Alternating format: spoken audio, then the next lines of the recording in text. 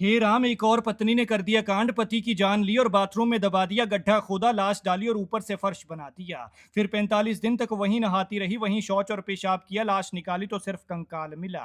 मारा भी इतनी बुरी तरह से कि इसने तो पति के 15 टुकड़े करने वाली मुस्कान को भी पीछे छोड़ दिया। पहले खीर बनाई, खीर में 20 से ज्यादा नींद की गोलियां मिलाई और खाकर जब पति सो गया तो उसे बुरी तरह से मार दिया। लेकिन सोचिए, नींद की एक गोली जो इंसान को बेहोशी की हालत में ले जाती है, उन 20 गोलियों ने इसका क्या हाल किया होगा।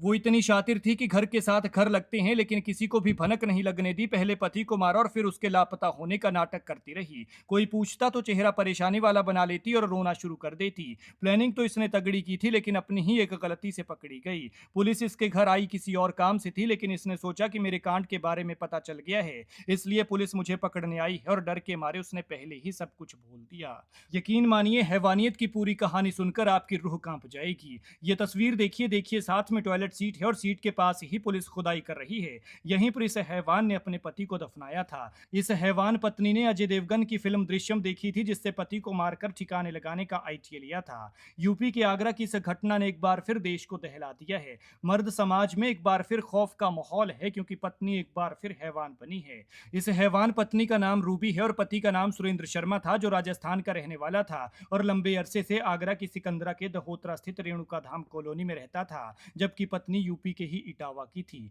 सुरेंद्र को मारने के बाद रूबी अपने जेठ के साथ पुलिस स्टेशन चली गई, जहां उसने बताया कि सुरेंद्र 5,000 रुपए लेकर घर से कहीं चला गया है। उसने पति को बाथरूम में इसलिए दफनाया था क्योंकि वो जानती थी कि पुलिस और परिवार सुरेंद्र को हर जगह ढूंढ सकते हैं, बस घर पर ही नहीं ढूंढेंगे। रूबी ने दिमाग ऐसा लगाया कि आप सोच भी नहीं सकते। उनकी टॉयलेट सीट ऊपर थी और बाकी का फ्लोर करीब 2 फुट नीचे, इसलिए रूबी ने पति को मारकर पहले फ्लोर के निचले हिस्से को थोड़ा और खुदाई की और गड्ढा बनाकर उसमें पति को दबा दिया और बाद में मिट्टी डाल दी। इसके बाद ये कहकर मिस्त्री बुलाए गए कि टॉयलेट सीट और बाथरूम के बाकी हिस्से को समतल करना है। मिट्टी डालकर मैंने इसे बराबर कर दिया है, अब बस फर्श ही डालना है। मिस्त्री को भी पत्नी की करतूत की भनक नहीं लगी और मिस्त्री ने इस कच्चे बाथरूम को पक्का कर दिया, जिसके बाद पत्नी 45 दिन तक यहीं पर नहाती रही, यहीं पर शौच और पेशाब करती रही, जबकि साथ में मृत पति पड़ा था। रूबी और सुरेंद्र की शादी 2010 में हुई थी और दोनों की 13 और 9 साल की रिद्धि सिद्धि नाम की बेटियां हैं। यहाँ उनके साथ सुरेंद्र की मां भी रहती थी। पति को मारने के पीछे की वजह इस महिला ने सिर्फ इतनी सी बताई है कि वो शराब पीता था।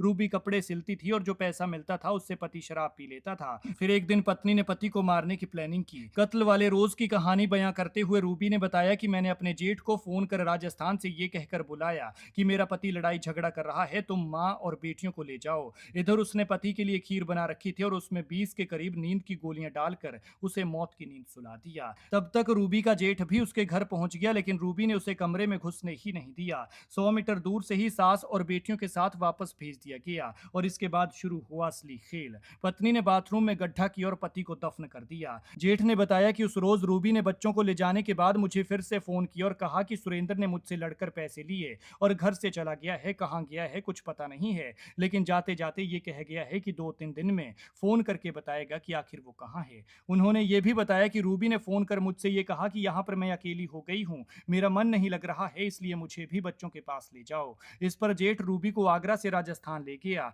लेकिन वो 1 हफ्ते बाद ही यहाँ से वापस चली गई और वापस लौटकर मजदूरों से पति वाली जगह पर फर्श डलवाया और पक्की करवा दी। काफी दिन तक सुरेंद्र का कुछ पता नहीं चला और लोग या परिवार वाले पूछते तो रूबी आंसू बहाने लग जाती। जेठ ने बार बार पूछा तो रूबी की हरकतों पर शक होने लगा। सुरेंद्र के भाई और रूबी के जेठ अनिल ने बताया कि 26 मई को मैंने पुलिस में सुरेंद्र शर्मा की गुमशुदगी की रिपोर्ट दर्ज कराई थी। रूबी पूरे परिवार और पुलिस को गुमराह करती रही। वो पुलिस के साथ पति की खोजबीन करती रही और बीच बीच में रोने भी लगती थी और उसकी इन्हीं हरकतों पर मुझे उस पर शक हुआ। लेकिन इसी बीच एक बड़ा ट्विस्ट आया। सुरेंद्र के खिलाफ 2017 में ट्रक चोरी का एक मामला दर्ज हुआ था। पुलिस इस मामले में रूबी के घर पर वेरिफिकेशन करने पहुंची थी। पुलिस को आता देख रूबी डर गई। उसने सोचा कि मेरी पोल खुल गई है और मैं पकड़ी गई हूं, इसलिए वो रोने लगी। इस पर जेठ ने कहा कि रोने से परेशानी दूर नहीं होगी, कोई बात है तो मुझे बता दो, तू फंस रही है तो मुझे बता दे, मैं तुझे बचा लूंगा, तेरे ऊपर आंच नहीं आने दूंगा। इस पर रूबी पिघल गई और पति को दफनाने का सच बता दिया।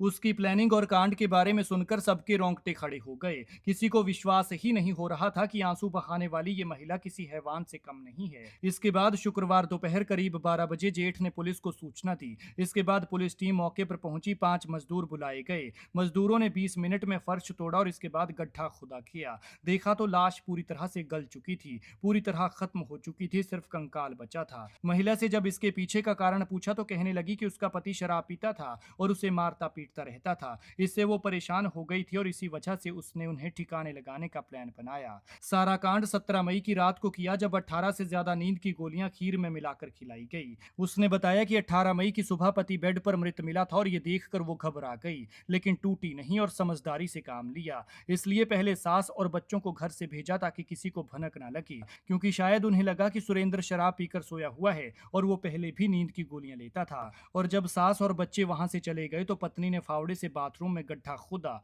और शव को दफना दिया और बाद में ऊपर से पक्का करवा दिया। फिलहाल पुलिस ने महिला को पकड़ लिया है और आगे की कार्रवाई की जा रही है।